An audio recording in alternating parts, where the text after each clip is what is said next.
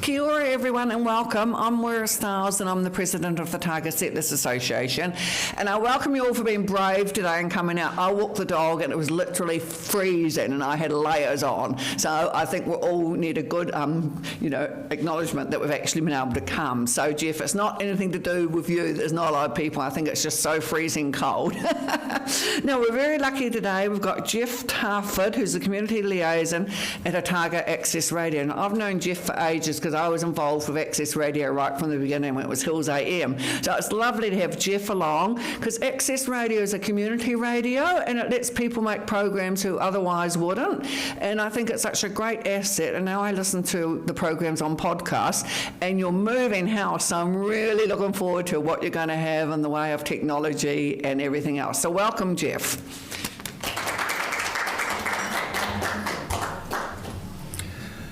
Kia ora, and thank you, Moira. I felt very tempted just to hand over to you to just open the first part of our talk, because you'll be very familiar with the history of the station.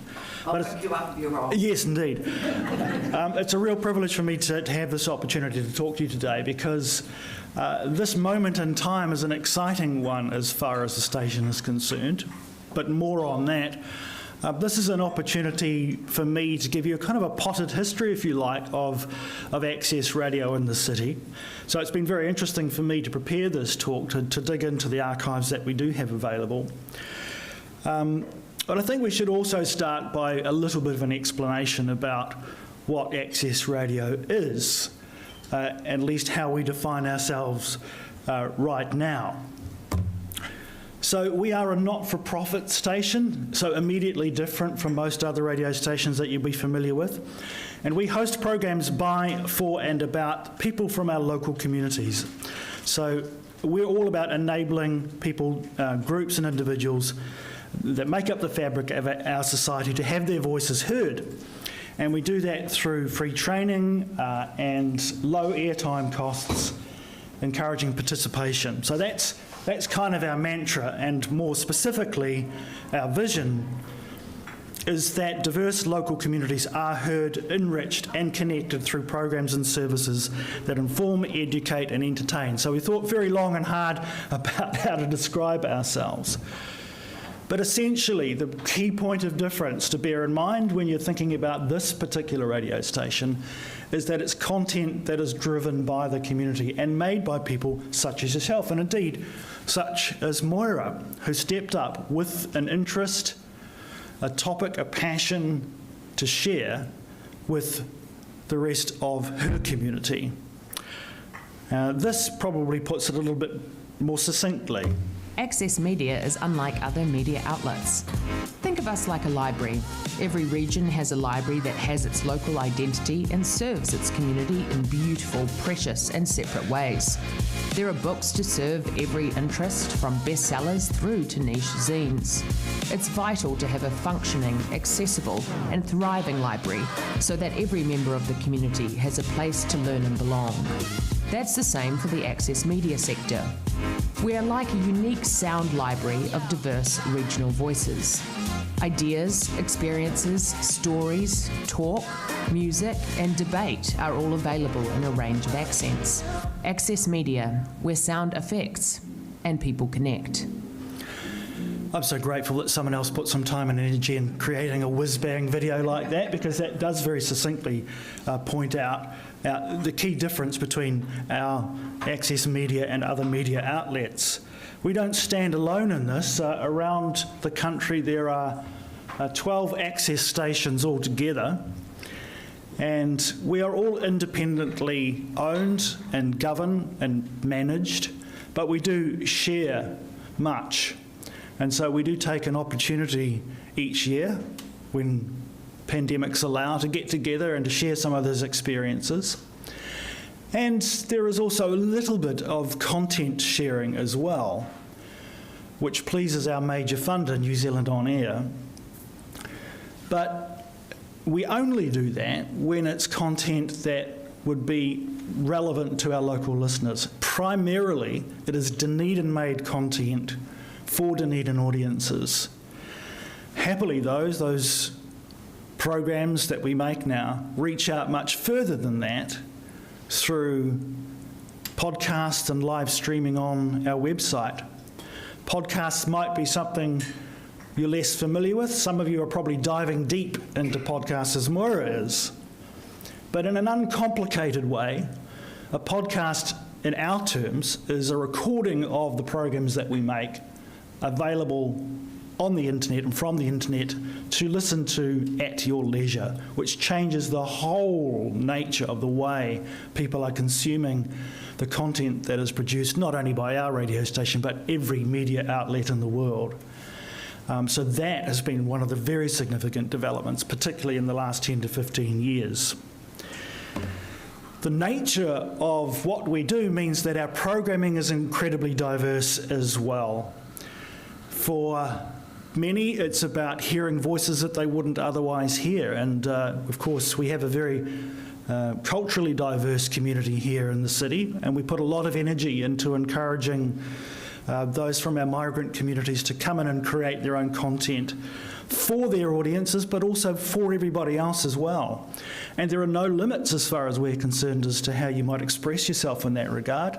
Many of our programs are made in different languages, for example. So it's an opportunity to share language, music, culture. We have arts shows, we have music programming, of course, but when we go to music programming, it's not your run-of-the-mill station music that you might tune into by choice just to have some background music. It's special interest music programs. I'll talk about a couple of those later. But for example, if you're a lover of blues music, you might come to us and say, hey, I've got a fantastic library of music that I'd like to share. I have some deep knowledge about the artists who are involved that I could share with listeners as well. So when we take on music programming, it's of that nature. Science, sustainability issues, of course, have been big ones over the last few years. There are faith programs. There are programs on health and well-being. The essence of where we draw our power to do what we do comes, in fact, from a section of the Broadcasting Act, Section 36C of the Broadcasting Act, and this applies to New Zealand On Air, and New Zealand On Air is our major funder. And this specifically enables and ensures that a voice is there for those who are otherwise underrepresented in the mainstream media. And they are identified as women, children, persons with disabilities, and minorities in the community, including ethnic minorities. In 2000, there was an amendment to Section 36C to include youth, as opposed to just children, and also to encourage a range of broadcasts that reflects the diverse religious and ethical beliefs of New Zealanders. So that gives you a bit of an overview of what we are and why we exist. So now it's a chance to dig back into the local history here in Ōtepoti, Dunedin. This that you're seeing on the screen is the cover page and one of the leading stories in the first edition of the station in-house magazine called Hearsay. I was delighted to find the original copy of this ready for photocopying, completed with all its little images sort of sellotaped on or glued on in the way that we used to do it, of course. So take you back to 1990, and the word was out about access radio, this opportunity to have voices heard that were otherwise underrepresented in the mainstream media. And there was already some activity around the country here. Wellington, Christchurch, Auckland and Wairarapa all had stations up and running in one form or other. New Zealand On Air had committed to support the growth of this area of media in the country. And here locally, Radio 1, which is the the student radio station, and 4XD had already started to carry some access content. And they wanted to continue to develop that, the various station managers, but when they approached New Zealand On Air was really only keen to fund an organisation that was entirely focused on access broadcasting. And so Simon Vere, who was then at Radio 1, and Ros Rice, who had been involved in the creation of some of the earliest access content on Radio 1 and 4XD, met with Nicky Robb at the Dunedin City Council, and they organised a meeting to bring all the interested parties together. And I'm just going to read you something. Thank goodness someone has done a lot of history and research in this area. This is a book called Community Access Radio in Aotearoa, New Zealand, Sharing the Mic, written by Dr. Brian Pauling and Bronwyn Beattie. Brian Pauling, let me just get my glasses right, he founded the New Zealand Broadcasting School at Christchurch Polytechnic, now known as the ARA Institute, back in 1983. He's been integral to our understanding of our sector. And here's a segment from this book which talks about our history. So Dunedin Student Radio 1 had introduced access radio programming into their schedule with an eye to potential New Zealand on-air funding. Ros Rice's Women's Access Radio show was one such program. However, when it became clear that New Zealand On Air would only provide funding to an organisation that was entirely focused on access radio programming, Simon Vere, the station manager at Radio 1, and Nicky Robb, Community Development Officer at the DCC, arranged a meeting in July 1990 for parties interested in such an organisation. Brendan Smythe and Stuart Melville from New Zealand On Air attended that meeting, as did Simon, Ros and Nicky, along with Lindsay Rackley, that's a name you'll be familiar with, representing the Otago Radio Association. The energy was there to pursue access radio, and so the Otago Community Broadcasters Society Incorporated was formed. And the OCBS, as it is known, would be the body responsible for the region's access radio. But rather than establishing a standalone radio station, the plan was to put content to air by purchasing airtime from local AM and FM stations.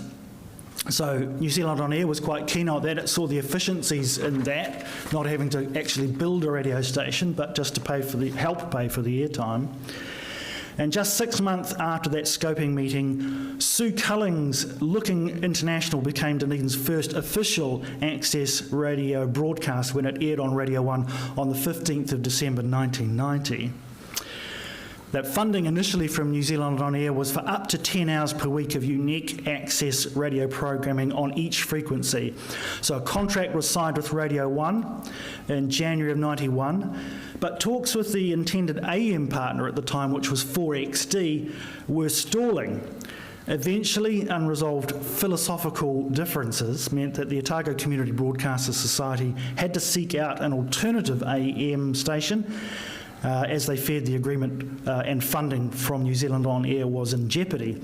So Radio New Zealand's 4YC was the preferred AM choice, and regular broadcasts across the AM and FM networks was therefore able to commence. So I pick up now from Ros Rice's perspective of this from within the organisation, from within the society. And she said the first major decision was for them to rent an office in the Corso building. That was a well-known landmark in Moree Place, just above the Stage Left Cafe at the time.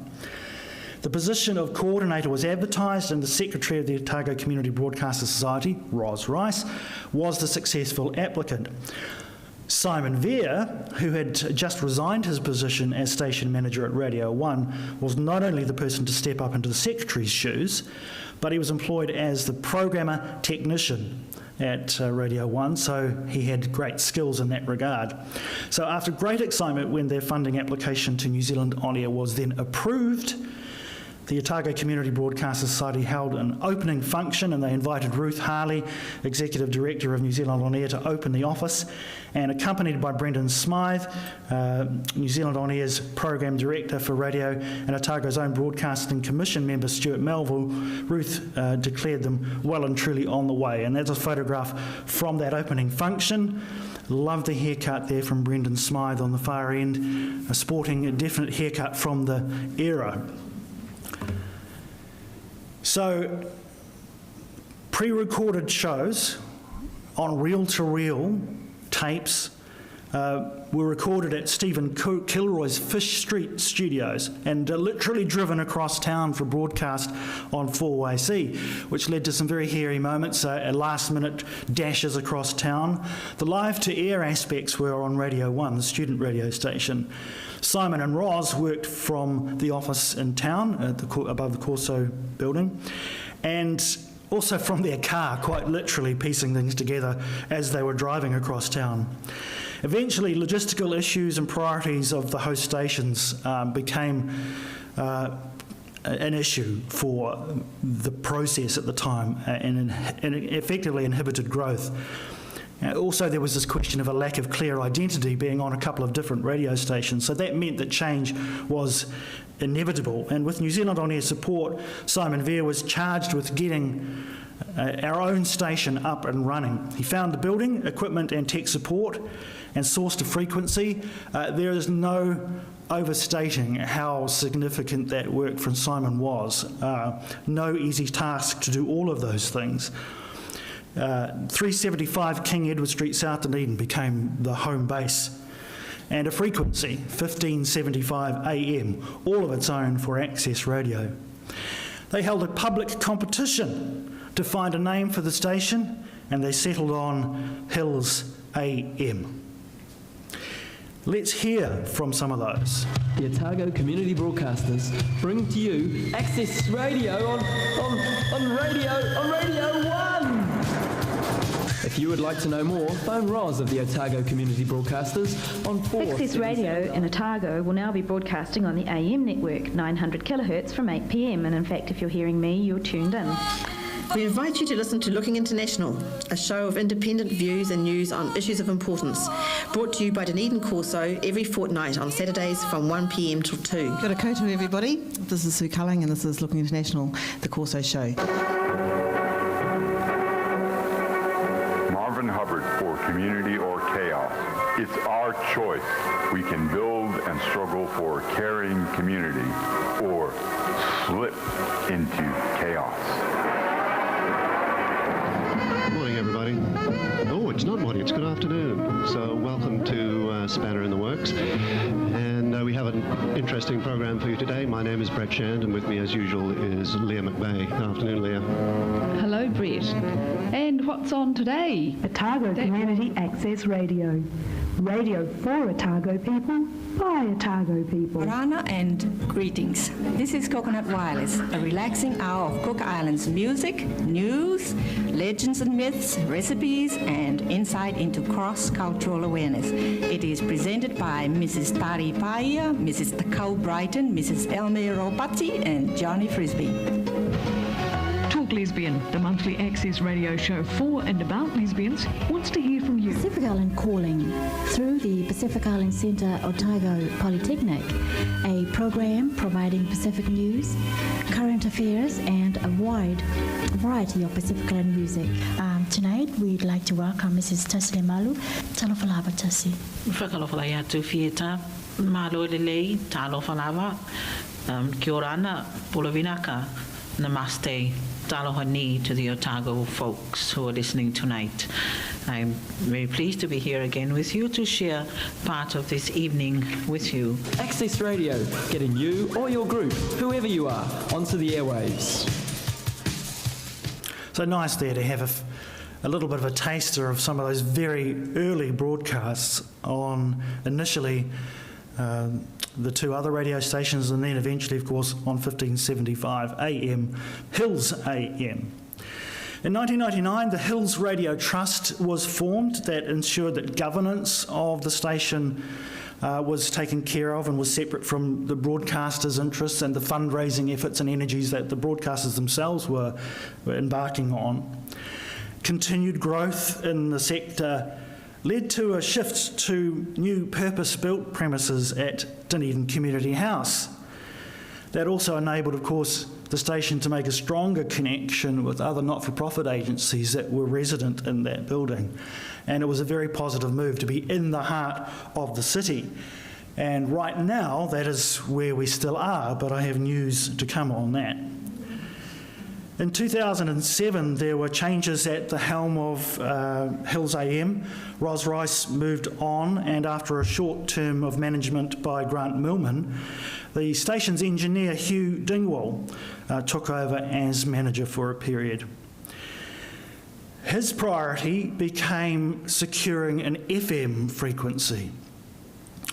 And so with that came the need for a name change. And at the station's internal Air Awards ceremony in 2008, the name Toitū Radio was unveiled. We'll have more on the Air Awards in a moment, but essentially that was an opportunity for all the local broadcasters contributing to Access Radio to get together, acknowledge all the great programming that they were creating, and have a bit of a get-together. In mid-2010, Hugh found an alternative role at Manawatu People's Radio in Palmerston North. It's where he still is. And so, another change at the helm. And in October 2010, Leslie Paris, former station manager of Radio 1, the student station, was appointed manager and continued that task of launching an FM station and rebranding the station. I joined just a few months after that. And on the 11th of March 2011, there was the launch of 105.4 FM, the FM frequency, and a reconsideration of the name. Toitū Radio had not stuck, to be honest.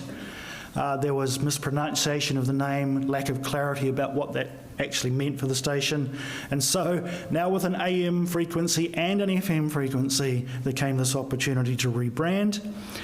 And that's when Otago Access Radio, as we know it today, or OAR FM, was born. Now, I mentioned the Air Awards, our chance to celebrate the achievements of some of our very best local programmers. Here's a wee chance to hear from some of the station's award winners. Hello everybody, I'm TJ. And I'm Daniel. And we're Global Kids. Tune into Global Kids here on Youth Zone, Wednesdays at 4 p.m. on Otago Access Radio. Hey guys, what's up? Well, I'm really excited about today's show. So we've got a very special studio guest with us today. So Jono Brown John is with us today in the studio. Jono was born with a disability. He has one leg, but that never stops him from being an athlete. Welcome to the Cooking Without Looking show. I'm that blind woman, Julie Woods, and we're here for an hour of fun with food that comes in cans, not cannots. On today's show, spreading the love of food, something a wee bit different today. The live demonstration today is jelly loaf. Yes, not jelly meat, but jelly loaf is a recipe from my good friend Margaret Jackson. So get your pen and paper out for that as well. Keep it by you. Hills AM is proud to present Sid 80's Mayoral Debate. Good morning. This is the Wake Up and Smell the Coffee show. I'm Sid 80, Chairman of the Ratepayers, and this is our special mayoralty show. Monday's meeting was an interesting meeting with statements that no ratepayers' money will be used to build the proposed stadium. My first question is, do you think it is proper that a non-committee member should be particularly invited into the stadium working party at the expense of other councillors? Every Thursday at 2:30 p.m, Maureen Howard presents Eco Living in Action, a half-hour sustainable living show. Maureen and her guests will inspire you with practical, everyday solutions that make a difference. Welcome to Eco Living in Action. I'm your host, Maureen Howard. Now for this show, I travelled to visit organic farmer John Ernie, who runs Avon's Tour, a certified organic farm specialising in heritage breeds. Okay. Oh, look. Right, so what breed are these? These are European wild pigs, which are the original wild pig, not New Zealand wild pig. That's these little brown ones. Community or chaos? We can construct and nurture community or fall into chaos. Good day, friends. Today we are fortunate to have with us via Skype Professor David Wiltshire. We were talking about the expansion of the universe and why the concept of dark matter and dark energy may no longer be necessary in conceptual. Well, just an example of the diversity of the range of programming at the time. Marvin Hubbard, by the way, one of the earliest broadcasters, still making his program Community or Chaos, and we love to welcome him in every week. In 2016, there were significant celebrations, the 25th anniversary celebrations, which gave us a chance to have a presence here at Toitū Otago Settlers Museum. We had a small display there for the best part of the year. And there we see Ros Rice, Brendan Smythe and Simon Vere back together again, enjoying a slice of cake.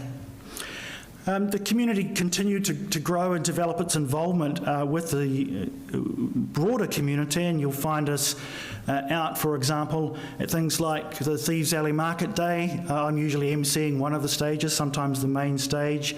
We'll have a presence at things like street festivals. The South Dunedin Street Festival is a favourite for us. Every year we endeavour to have a fundraising music quiz. That is our quiz night with a point of difference. We've had big crowds, as you can see, to those. And we continue to build up strong relationships with the city's literary and arts festivals.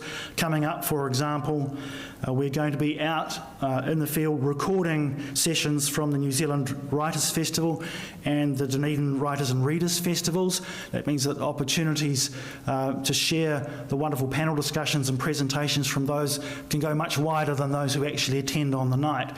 And we've been putting a great deal of effort into developing that over the last few years. I'll throw a few numbers at you now as to where we currently stand. Right now, in the year to the 30th of June this year, there were 128 Dunedin-made programs or series through the course of the previous year. 38 of those programs were new programs, and that included 43 multicultural programs in 12 different languages. In terms of volunteers coming and creating their own programs with us, 197, so just short of 200 active volunteers in the station, ranging in age between 9 years and 92 years. Local community organisations are involved in creating content with us as well, 65 of those, and we produced over 3,500 hours of locally created content. I mentioned podcasts before, an increasingly popular way of tapping into all of this content, listening to it via the internet. More than 400,000 podcast hits on Dunedin-produced content alone. It's quite mind-blowing, really, how that sphere has grown. Some of our broadcasters stick around and make more than one show with us. We saw Julie Woods before. You'll know her, I'm sure. Here's a couple of other examples of her work. We had a lot of fun making the Braille Biscuit Show back in 2016 on behalf of the Blind Foundation. That was an opportunity to learn Braille. So essentially we were delivering this content on air, but we were also making an instructional video. And there is the Braille Biscuit Monster with Julie. I'm not at liberty to disclose who was doing the puppetry and the voices for the Braille Biscuit Monster. More recently, Julie's been back with us making a program on behalf of the Disability Business Network called My Business Stars, where she's talking with business entrepreneurs who have a disability who make that strength of their business. So this is typical of what happens now. Julie came to us with an idea and says, I've got a program, I think it's 10 episodes long. As opposed to I've got an ongoing show which might never end. And so we're very much busier in that regard, helping people make more short-term series, which they look very much in value as podcasts as well, because they can share all of that content that they create through their own websites, through their own mailing lists, and through their social media channels. Here's another example. I'm just going to run through some of the shows that we've got on air at the moment.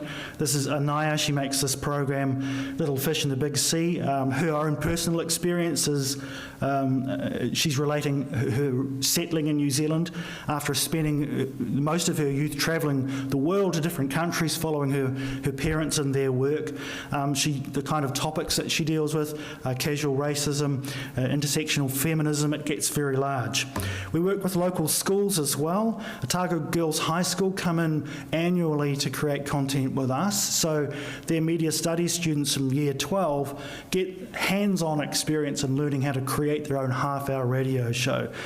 They can also, and do also, earn NCEA credits through doing that work with us.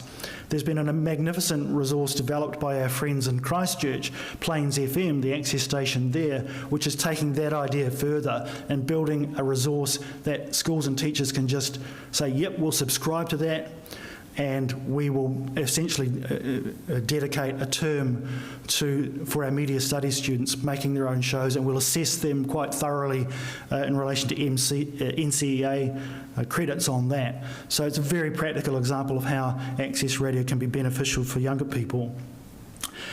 We have quite a lot of representation from our Samoan communities. There's a couple of shows here, 3 hours of Samoan music events and conversation on the Whānau Whawhātua a Samoa I Otago Te Teo show on Mondays.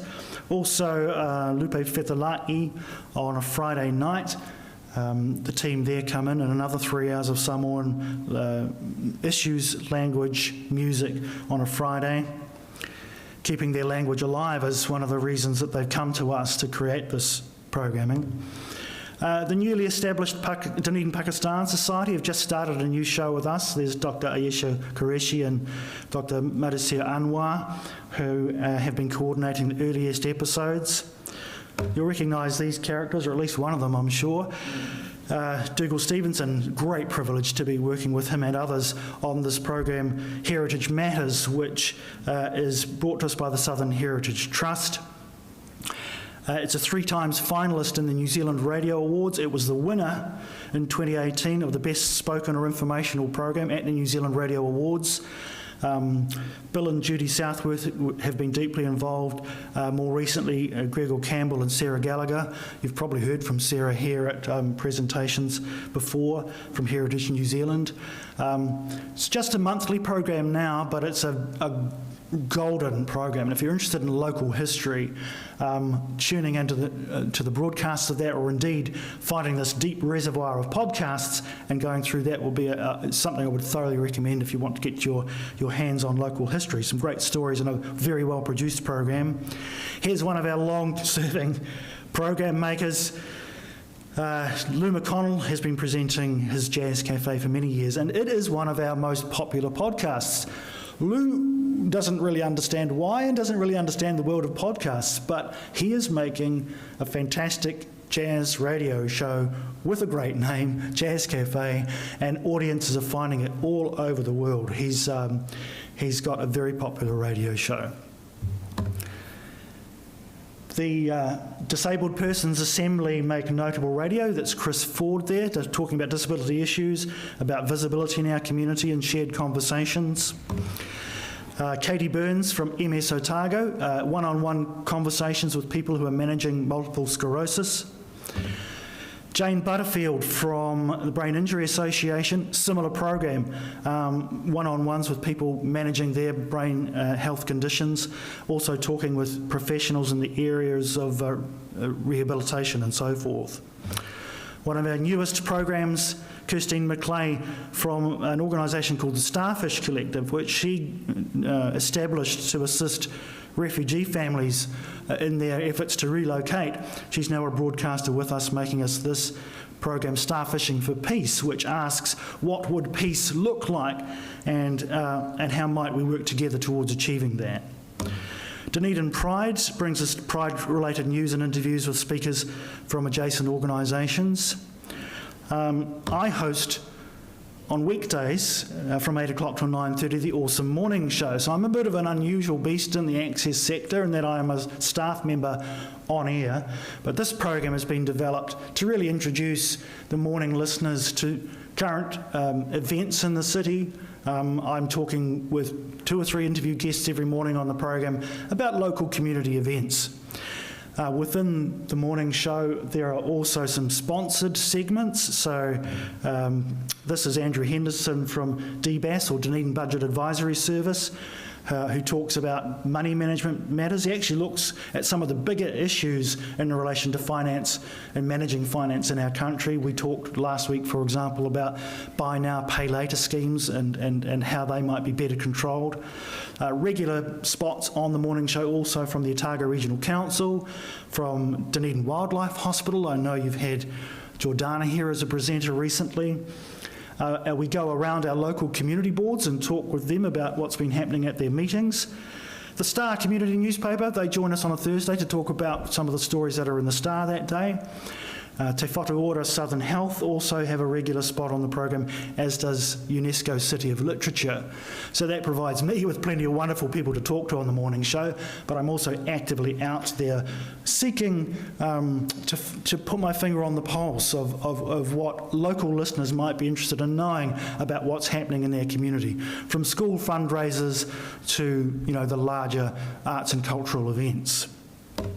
This is our current staff. Maury will recognise a couple of them. There's Jeff Barkman, our studio engineer, on the left, Leslie Paris, our station manager, myself, Domi Angelo Laloli, who's come back to the station after a period of time working with another local organisation, and Arena Eisel, our community connector, who's doing a wonderful job of particularly developing our Connecting Cultures sector, which is a zone of broadcasts which represent many of the voices of our ethnic communities here in Dunedin.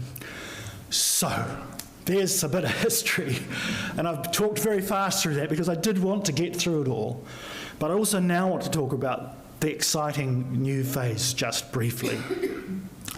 So, just before Christmas last year, we received notice, 3 months' notice, at that time, that we needed to shift. The Dunedin Community House board knew that there was significant work to be done on that building, specifically around earthquake strengthening, and knew that the cost of that was simply not going to be manageable by its tenants. Okay, so a very short window for us to search for new premises. As happens with these kind of projects, the timeline's kind of stretched, but at that time, we knew we had to make a decision very fast about what we did next. Do we endeavour to, with the rest of the organisations in Dunedin Community House, move together? Do we, or must we, find our own independent space? We explored both of those options for the relatively short time that we had to make a decision. In the end, we have settled on the decision to go with the Dunedin Community House move to new premises at 43 Princess Street. You might know it as Evan Parry House at the moment. I think they're going to imaginatively retitle the building 43 Princess Street shortly. But of course, for us, this isn't just moving house. For most of those organisations, having learned the lessons of COVID, they pretty much needed a desk, some internet access and a telephone, and perhaps some interview rooms. I don't mean to diminish the size of the task for them, but it was somewhat less technical than our task, which was to have a completely new radio station built. And so we grasped that opportunity and said, well, okay, if we're going to go through all of that, what else can we do to future-proof the station? And so we decided that, as well as moving into new premises and building the new studios and office space that was required, we would upgrade all of the broadcast equipment and all of the equipment that the broadcasters use as volunteers to be digital. Now, I won't pretend to understand what that really means. All I would say is that it means that we are now moving towards the state of the art in terms of what most broadcast studios are using around the world and what we certainly would need to be working with in the coming years. So we're future-proofing in that regard. That made a very big task for us. We, on top of everything else, needed to find something like $280,000 to make that possible. Certainly in my time with the station, the biggest challenge we've ever faced. Here's a wee impression of what the main studio will look like. It hasn't got any of the broadcast equipment in it. That's just an artist's kind of rendering. But, you know, those walls are not just normal walls. They have sound treatments which are probably about that thick to reduce the the bounce in the room and to keep it that lovely warm sound that you hope and expect from broadcasts. So there are 2 studios under construction, a live-to-air studio and a pre-recording studio. But these digital means now mean we can also work between the 2 studios live as well. The digital equipment will also make it easier for us to remote in. If you think about those times during COVID when we all had the dilemma of having to stay at home, that posed significant challenges, which we got over. We managed as an essential service to maintain 1 person on site, me, at Dunedin Community House for all of that time, while our technicians were working off-site. New digital equipment will make their task easier in those kind of situations. And the equipment itself is a little bit more user-friendly from those people like you who might come to us and say, hey, I want to make a radio show and a podcast, and I've never done it before. And of course, remember, we're training you how to do that if you've got the capability to do that. So that's our task, and that's what we're up to. I should say at this point, thank you very much to these organisations who are providing the bulk of the funding to make this possible. New Zealand On Air, our predominant operational funder, has got a capital fund which has helped us out. The Otago Community Trust, bless them, have come up with a significant contribution as well. The Aotearoa Gaming Trust and the Alexander Macmillan Trust also contributing to make our move possible. The timeline has shifted a couple of times. We need to bring technicians from out of town to Dunedin to make this possible. They had a date which, as happens with projects, fell over. We had to rebook them. So they are now coming in early October, and by mid-October we will be out of Dunedin Community House, joining the rest of the Dunedin Community House agencies that have moved to the new premises. They're going mid-September. We're following just a little bit later. Can't wait to get there. I had a walk around the new premises just last week, and they are finally starting to take shape, and we're very excited about the move. It comes with all of the challenges of moving elsewhere, but we know that for the first time we will be going into purpose-built premises with the latest technology, with a solid base of volunteer broadcasters, almost 200 of them, to take this work further ahead. Before I give you the opportunity to ask any questions that you might have, here's just one more example, I suppose, from around Aotearoa, New Zealand, of what access radio is and what it means to people. Kia ora. Namaste. Hola. Kia ora. Access media is important to me. And to me. And to me. And to me. And to Aotearoa. We produce content that is made by you. For you. And about you. We have 12 access stations across Aotearoa, dedicated to making radio and podcasts by and for women, children, people living with disabilities, minority communities, and all Kiwis with stories, experiences, and voices to share. In the last year alone, we've produced over 25,000 hours of content. In more than 49 languages. We've been going for 40 years. Together we're going to create new content, new connections, and new friendships. We are going to find our passions and embrace our vulnerabilities. We are going to celebrate our communities in times of joy and support them in times of crisis. We're going to make you laugh, make you cry, make you think, We're going to be our total, authentic selves. Our voices. And on our terms. Our difference is that we are not the same as everyone else. Our biggest strength, that we are not the same as everyone else. Access Media is yours. Mine. And ours. Make the next 40 years yours. Find your station. And find your people. That was produced a couple of years ago, so 40 plus years now of Access Radio across Aotearoa, New Zealand. Thank you for this opportunity to talk with you, to talk at you with a lot of information about the history of the station. We're very happy to take any questions if you have any. Moira. What are current costs at the moment to make programs? Okay, yeah, good question. So I mentioned before that New Zealand On Air is our primary funder, but we still have to find money to keep the station going on top of that. We do that in a number of different ways. We're like all the other not-for-profits in Dunedin. We make applications to all the various trusts that fund works around the country and particularly around our city. So there's that way of getting some revenue. But traditionally we've also passed some of the cost on to broadcasters. We've kept that pretty low over the years. Roughly in the order of $20 for a half-hour program, and roughly double that, a little bit more, for an hour of programming. So some broadcasters come to us and they go, well, that's my recreation. This is something that I might spend elsewhere on things that I enjoy. They pay it out of their own pocket. Others find local sponsorship, maybe a local business. Increasingly hard to do that, Moira, as you can probably appreciate. While we're not for-profit and non-commercial station, we can carry some minimal advertising for a sponsor that effectively supports the making of a program.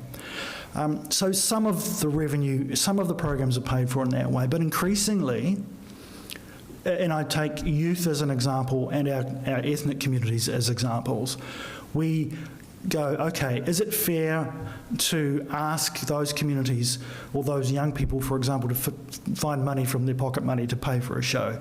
What's the best way of getting more of their programming and content that's relevant to them on air? And in that case, we might think creatively about going to a funding body and saying, we've got a project that involves 30 kids making a program about the poetry they're writing, just as an example. And we can sort of creatively find some money that way. So we cobble it all together from all sorts of different sources, and we assess each program, each new program, on its merits as to how we might fund that. Still some contributions from local broadcasters and local volunteers, and other ways of getting the revenue we need to keep ticking over. Anyone else? How big is your audience? Do you know? Great question. You must work for a local business, perhaps. That's an interesting one because we don't know. And one of the reasons we don't know is that we don't partake in the commercial surveying that's done. It actually costs thousands of dollars to participate in that each year, and we would rather use that money to create content. What we can measure is the growth in programming, which demonstrates that there is a need and a desire to make the programming.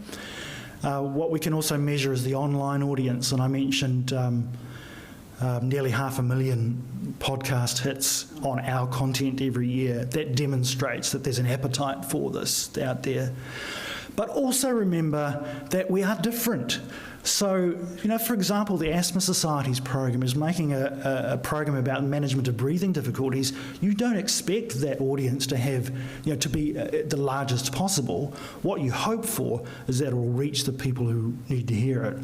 And so we work with the broadcasters and our own resources to push that content out where we can, to say, here's a link to the latest episode, maybe you want to include that in your newsletter when you send it out, those kinds of things. So, audiences, of course we hope we're not just going out into the void, But it is important to realise that many of these programs are niche programs that necessarily would demand or command a small audience, but there are others for whom the world is literally their oyster. And I mentioned, the Lou McConnell's Jazz Cafe is heard all around the world. Our most popular program in terms of online audiences, by far, is the program made by AA, and I don't mean Automobile Association. Really interesting, that one. How big is the management of alcohol problem in our community that people will search out that content and stay loyal to it as they listen in each week about people talking about their own circumstances. Really interesting.